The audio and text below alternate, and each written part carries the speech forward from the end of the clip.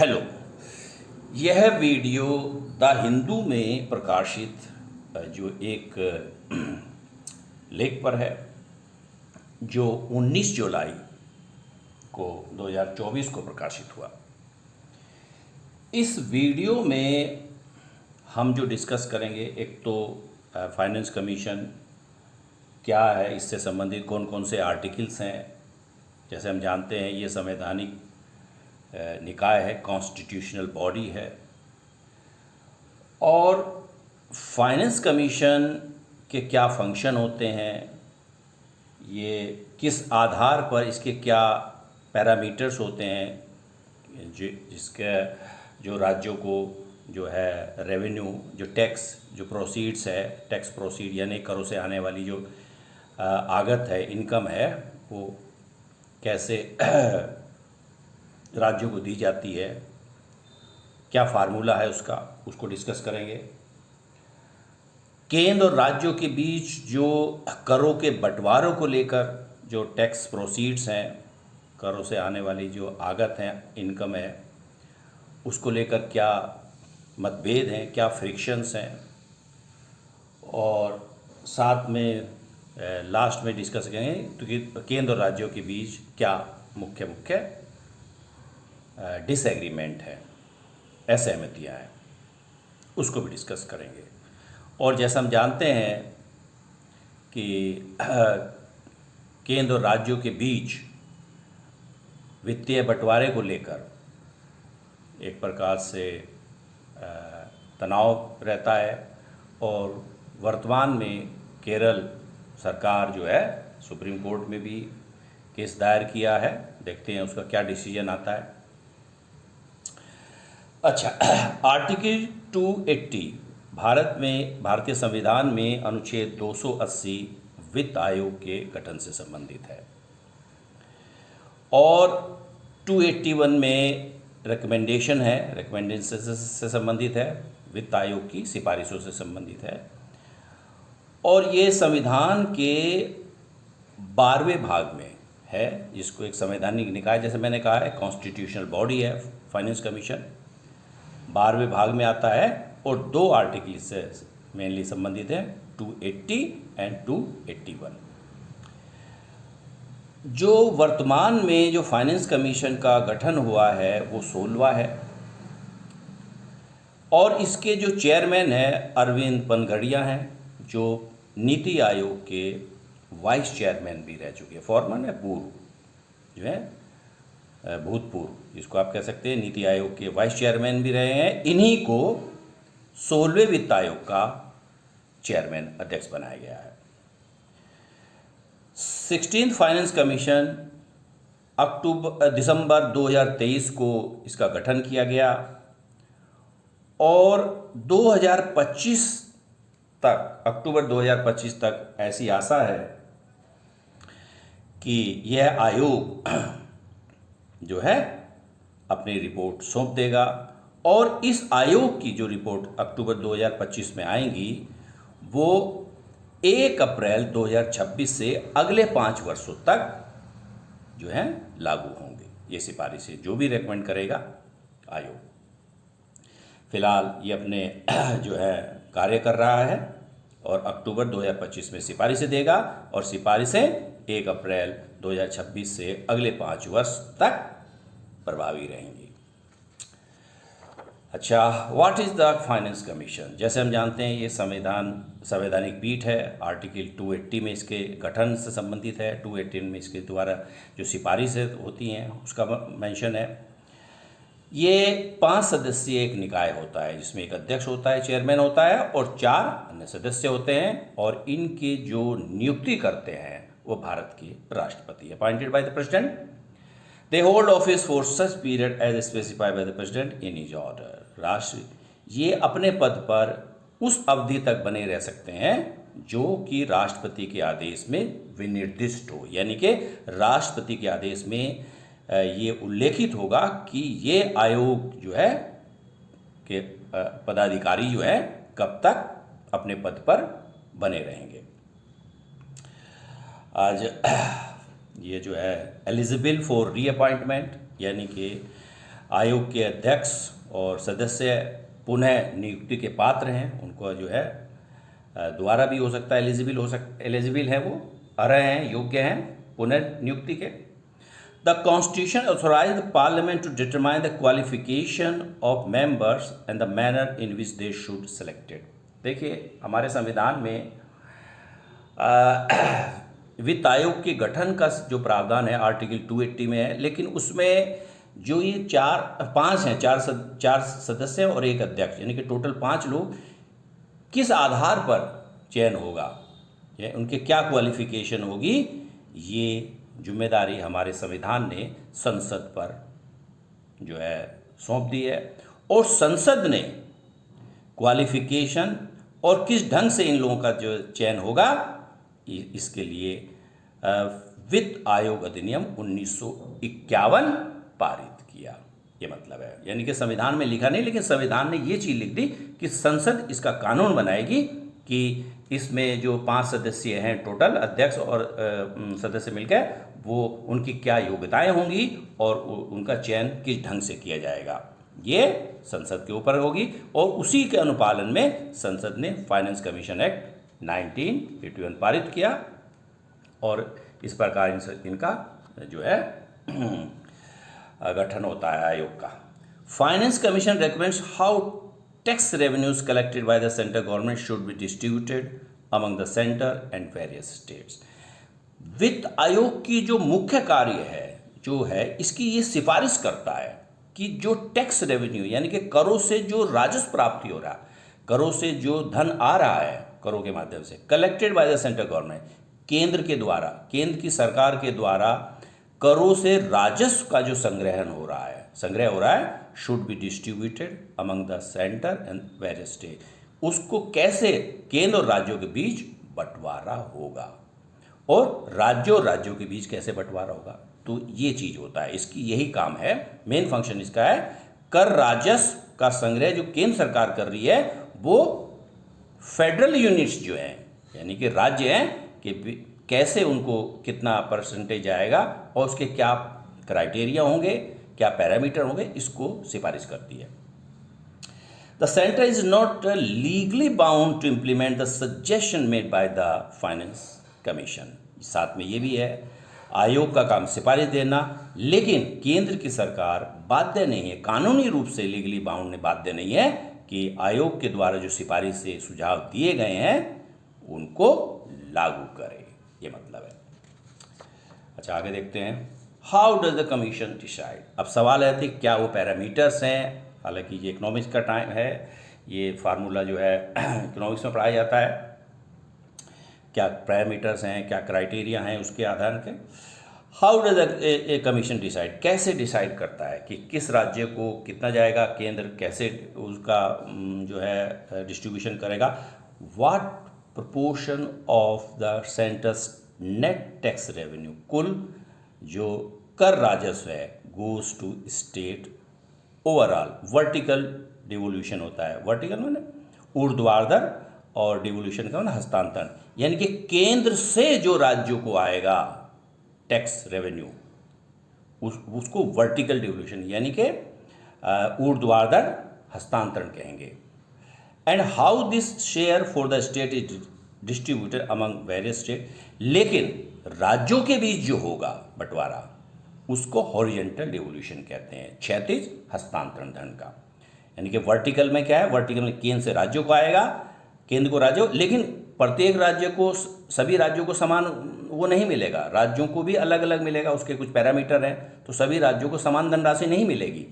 लेकिन वो जो डिस्ट्रीब्यूशन होगा जो राज्यों के बीच होगा उसको हॉरिजॉन्टल डिवोल्यूशन कहेंगे। डिवोल्यूशन मतलब ट्रांसफर करना, हस्तांतरण कर देना, और हॉरिजॉन्टल का मतलब क्षैतिज। अच्छा, फार्मूला क्या है हॉरिजॉन्टल डिवोल्यूशन का, यानी कि क्षैतिज वितरण का, यानी कि राज्यों, किस राज्य को कितना धन की प्राप्ति होगी, इसका क्या क्राइटेरिया होगा।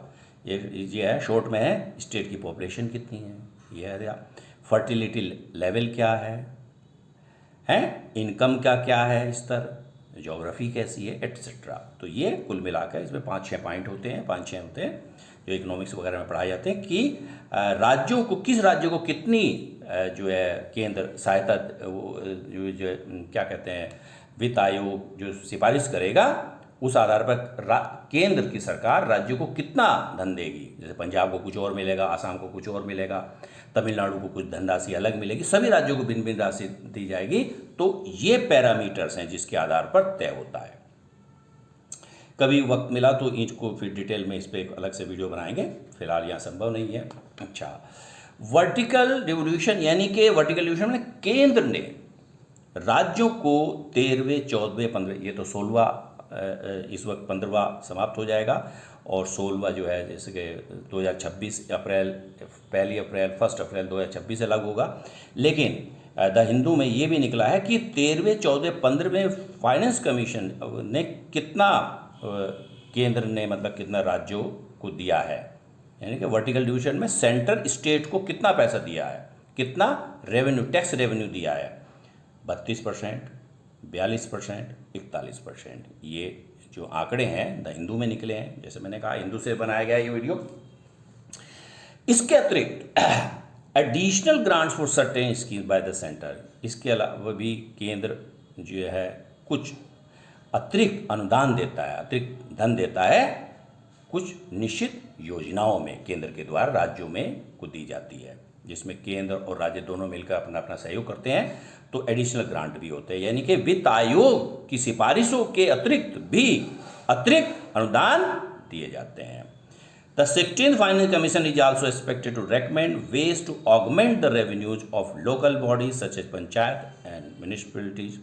73वां 74वां संविधान संशोधन के द्वारा पंचायत और नगर पालिकाएँ भारत में आई।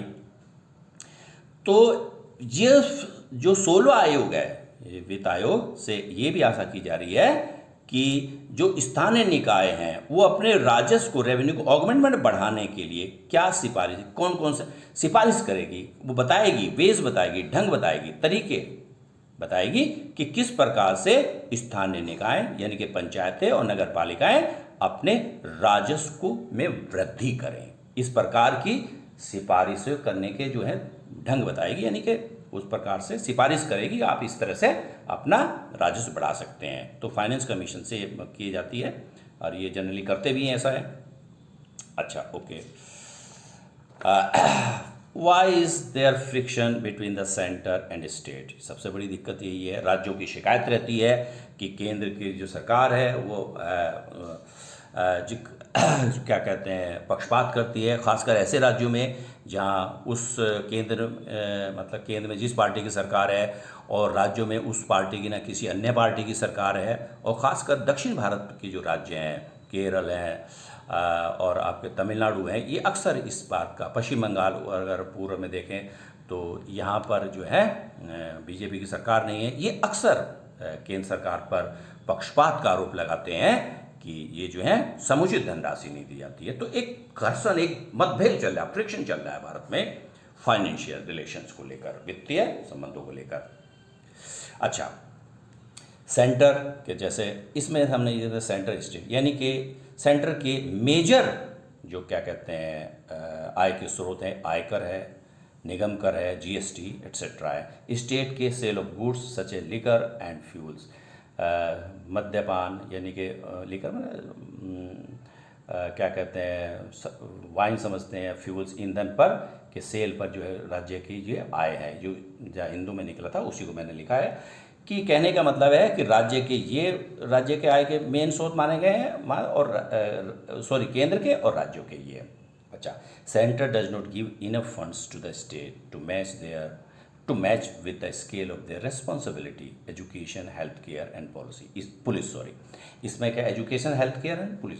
देखिए कि जो राज्यों की शिकायत है कि उन पर बहुत बड़ी उत्तरदायी शिक्षा, राज्य शिक्षा पे व्यय करता है, स्वास्थ्य पे करता है, पुलिस लॉ एंड ऑर्डर पे खर्च करता है, तो उसके उत्तरदायित्व बहुत हैं। उस उत्तरदायित्व की तुलना में अगर हम उस अनुपात में केंद्र की जो सरकार है, केंद्र है, वो राज्यों को पर्याप्त फंड नहीं देता है। ये इनकी मेन शिकायत है। रिस्पॉन्सिबिलिटी बढ़ रही है, उत्तरदायित्व राज्यों का बढ़ रहा है, जैसे शिक्षा बहुत बड़ा है, हेल्थ केयर है, पुलिस है, ये बहुत बड़े एरिया हैं जिन पर बहुत ज़्यादा पैसा खर्च होता है, धनराशि खर्च होती है। तो अगर हम केंद्र से पैसे मांगते हैं, धन की मांगते हैं कि हमारा शेयर बढ़ाया जाए, तो इस प्रकार से केंद्र सरकार उनके साथ सहयोग नहीं करती है, तो ये राज्यों की मेन जो मुख्य शिकायतें, उत्तरदायित्व अधिक है, उस उत्तरदायित्व के अनुपात में केंद्र की सरकार फंड उपलब्ध नहीं कराती राज्यों को, ये है मतलब इसका। आगे देखते हैं, व्हाट आर द डिसएग्रीमेंट, मतभेद क्या है।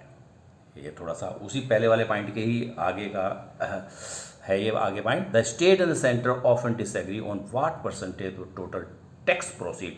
टैक्स प्रोसीड में कर आगत, यानी कि करों से कितना पैसा आया, कर लगा कर कितनी मिली, टोटल कुल कर आगत, यानी कि कितना पैसा आया, कितना करों से कितना रेवेन्यू आया। प्रोसीड का मतलब प्राप्त करना, आगत। State and centre of disagree, राज्य और केंद्र अक्सर जो है मतभेद है उनके बीच। Percentage of total tax proceed should go to the, कितना परसेंटेज देना चाहिए, यानी कि केंद्र को कितना परसेंटेज राज्य को दे, इस मतभेद को, इस पर मतभेद है। And about the actual delivery of these state, और वास्तव में पहुंच कितना रहा है, जितनी आयोग ने सिफारिश करी उस हिसाब से भी नहीं पहुंच पाता। राज्यों की शिकायतें हैं, ये कंप्लेन है कि अगर मान लीजिए फाइनेंस कमीशन ने कुछ परसेंटेज फिक्स किया है, तो लेकिन एक्चुअल में केंद्र सरकार ने उतना भी नहीं दिया है, तो इसकी भी है। टोटल को लेकर तो है ही है और एक्चुअल में भी नहीं हो पा रहा है। State agree that they should receive more fund than what is recommended by the state argue. State का ये तर्क है, राज्यों, भारत में राज्यों का तर्क है, खासकर जहाँ विपक्षी दल की सरकारें हैं, they should receive more funds than what is recommended by the finance commission. उनको वित्त आयोग के द्वारा जो सिफारिश किया गया फंड है, इतना धन राशि राज्यों को देनी चाहिए, उससे ज़्यादा की वो मांग करते हैं, उनको मिलना चाहिए। As they have greater responsibility, क्योंकि उनके पास अधिक उत्तरदायित्व हैं, उन पर जो है उनके जो हैं खर्च ज़्यादा हैं। जैसे पिछले पेज पे हमने पढ़ा था, शिक्षा, पुलिस और हेल्थ केयर, ये बड़े एरिया हैं जिन पर राज्यों का बहुत बड़ी धनराशि खर्च होती है, तो इसलिए वो डिमांड करते हैं कि अधिक धनराशि दी जाए। The centre does not even share the amount of funds recommended by the finance commission. ये कह रहे हैं कि centre does not even share the amount of funds, केंद्र, राज्यों ने केंद्र की सरकार पर, केंद्र पर ये भी आरोप लगाते हैं, उनकी शिकायतें हैं कि जो है वो भी फंड नहीं देती जो वित्त आयोग ने सिफारिश करी है। यानी कि वित्त आयोग ने कहा कि पर्टिकुलर धनराशि इतना परसेंटेज दीजिए, वो भी नहीं देती हैं ये केंद्र की सरकार राज्यों को। ये इसका मतलब ये है। उदाहरण के तौर पर 15th फाइनेंस कमीशन ने डिवॉल्वमेंट ने हस्तांतरण दिया कि जो है 38% गया, सिफारिश करी थी 41% की, एक्चुअल डिलीवरी कितनी हुई, 38%, 3% कम। तो ये इनकी शिकायतें हैं। 15वां वित्त आयोग तो अभी चल ही रहा है उसका, तो 16वां तो जैसे मैंने कहा 16वां की जो सिफारिशें लागू होंगी 2026 से लागू हो गया, तो 2024 चल रहा है। तो कहने का मतलब है कि 15वें वित्त आयोग ने जो सिफारिश करी थी 41% की थी, 41% राज्यों को जाना चाहिए धनराशि, और जो केंद्र की जो सरकार है, जो उसको करों से जो धनराशि मिल रही है, टैक्स रेवेन्यू आ रहा, कर राजस्व आ रहा, उसका 41% सिफारिश किया और मिला 38%। ये इनकी शिकायतें हैं। उदाहरण है सेसेस, मतलब उपकर एंड सरचार्ज, अधिभार, which does not come under the divisible pool. Divisible ने जो बांटा जा सके, पूल का मतलब कुल धनराशि, and hence not share with the state. राज्यों की ये भी एक तीसरा पॉइंट है, ये आरोप है, ये बहुत इंपॉर्टेंट पॉइंट है क्योंकि ये फ्रिक्शन चल रहा है। और जैसे मैंने शुरू में कहा कि ये केरल की जो सरकार है, केरल की गवर्नमेंट है, वो सुप्रीम कोर्ट में दायर कर रखा सेंट्रल गवर्नमेंट के खिलाफ जो है। तो देखते हैं संवैधानिक पीठ क्या इस पर डिसीजन देती है, अभी तो लगता है टाइम लगेगा, तो इसलिए ये इम्पोर्टेंट भी है ये टॉपिक। तो सेस जो, इसके अलावा टैक्स के अलावा भी केंद्र की सरकार जो है सेस लगाती है, यानी कि उपकर लगाती है, और सरचार्ज में अधिभार लगाती है, यानी कि इनके माध्यम से भी उसको राजस्व मिलता है, धन मिलता है, which does not come under the divisible rule. और राज्यों का ये आरोप है इसको डिविजिबल विभाज्य धनराशि में नहीं आती, यानी कि वो पूरा रख लेती है, ये इस राज्यों के साथ इसका बंटवारा नहीं करती। किसका? सेस से होने वाली और सरचार्ज से होने वाली इनकम का, and hence not share with the state, और इसलिए राज्यों के साथ शेयर नहीं करती। यानी कि राज्यों की मांग है कि सेस और सरचार्ज यानी उपकर और अधिभार से केंद्र की सरकार को जो आय हो रही है उसको भी बांटा जाए। वर्तमान में सरकार बांटती नहीं केंद्र सरकार, ये है आरोप इनका। More developed states such as Karnataka and Tamil Nadu have also complained that they receive less money from the centre than what they contribute as taxes. कि कुछ विकसित राज्य जैसे कर्नाटक और तमिलनाडु का ये कंप्लेन है कि they receive less money from the centre than what they contribute. उनका करों के रूप में जो योगदान है उससे कम उनको धनराशि मिलती है। इसको अगले पेज पे और क्लियर होंगी जो है, यानी कि राज्य केंद्र की सरकार को कंट्रीब्यूट कर रही है करों के माध्यम से, ज्यादा दे रही है, लेकिन केंद्र की सरकार जो है उनको कम जो है धनराशि उपलब्ध कराती है, ये मतलब है। तमिलनाडु, ओके अभी देखते हैं। Tamil Nadu for example receive only 29 पैसा for each rupee that the state contribute. Tamil Nadu उदाहरण के तौर पर, इसमें लिखा है आर्टिकल में, उदाहरण के तौर पर अगर तमिलनाडु की सरकार जो है, तमिलनाडु स्टेट केंद्र की सरकार को सेंटर के एक्सचेकर में उसके कोषागार में 1 रुपये भेजता है तो केंद्र की सरकार तमिलनाडु की सरकार को मात्र 29 पैसा देती है। यानी कि राज्य की तरफ से कितना पैसा जा रहा है करों के माध्यम से केंद्र की सरकार के कोषागार में 1 रुपया, और उसको एवरेज में मिल रहा है 29 पैसा मात्र। तो ये आरोप है। फॉर एग्जाम्पल रिसीव ओनली 29 पैसा फॉर ईच रुपी, प्रत्येक रुपये के लिए, that the state contributed to the central exchequer, exchequer मतलब ट्रेजरी कोषागार, which while Bihar gets more than 7 रुपये फॉर ईच रुपी।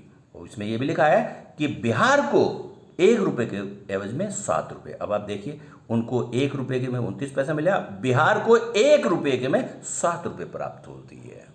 ये इनका साउथ के जो स्टेट है, ये अक्सर न्यूज में आता है, अभी महीने 2 महीने में एक बार इस प्रकार से द हिंदू में एक आर्टिकल जरूर आता है इस प्रकार से कि भारत में केंद्र और राज्यों के बीच जो एक फ्रिक्शन चल रहा है फाइनेंशियल रिलेशंस को लेकर।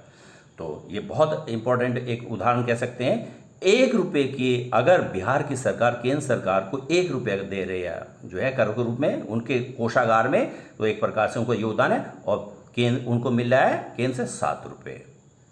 It contributes more developed state with better governance. ये दक्षिण भारत की जो राज्य हैं उनका ये अक्सर आरोप है कि हमने अच्छा शासन किया, हमने अच्छा परफॉर्मेंस रहा, पॉपुलेशन फ्रंट पे भी रहा, जनसंख्या नियंत्रण पे भी रहा, और बेटर गवर्नेंस के आधार पर भी being penalised by the centre to help state with poor. हमको दंडित किया जा रहा है,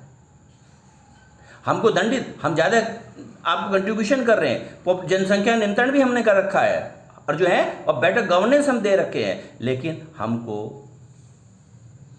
रिवार्ड देने की बजाय, हमको पुरस्कार देने की बजाय दंडित किया जाता है। इस 2 एग्जाम्पल्स आप देख सकते हैं। पेनलाइज में दंडित करना, by the centre to help state with poor governance, और ऐसे जहाँ पर घटिया जो निम्न शासन है, जहाँ पर शासन अच्छा नहीं है, वो उनको ज़्यादा कर रहे हैं। यानी कि हमें अच्छे काम के लिए जो है दंडित किया जा रहा है, और जो राज्य अच्छा परफॉर्मेंस नहीं है, बेटर गवर्नेंस नहीं है, पुअर गवर्नेंस है, वहाँ पे उनको आप पुरस्कृत कर रहे हैं, उनको ज़्यादा धनराशि दे रहे हैं। तो इस प्रकार से ये आरोप है।